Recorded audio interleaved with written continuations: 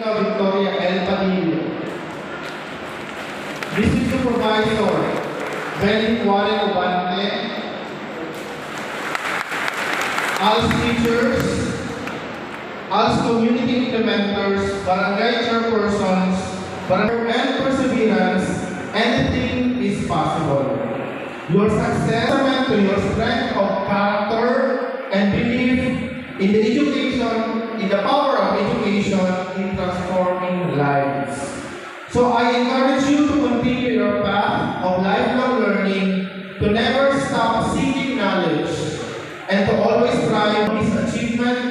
May you continue to shine brightly and make positive impact in the world. And thank you also for inspiring us with your determination and dedication. Best wishes for a future ahead. Thank you. To present the candidates for completion, Commission Program Specialist 2 of Alternative Learning System, followed by the proclamation of the Curriculum Implementation Division Chief, Dr. Annalisa F. Amigo. To our Curriculum Implementation Division Chief, Dr. Annalisa F. Abudo, may I present to you the 286 male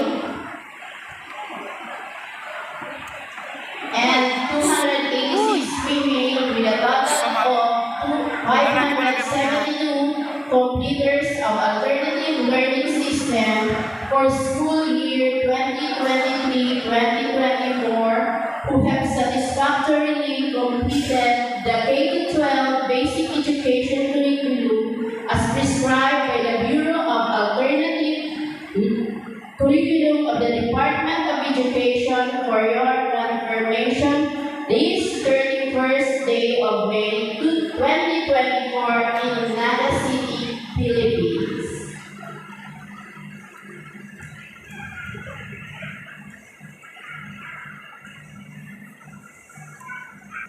By the authority vested in me by the Department of Education, through the Schools Division Superintendent, Dr. Susan S. Coliano, and upon the recommendation of Education Program Specialist for Alternative Learning System, Mrs. Maria Corazon Berthlor, that you have satisfactorily completed the requirements in elementary and junior high school education under the K-12 basic education as prescribed by the Bureau of Alternative Education of the Department of Education.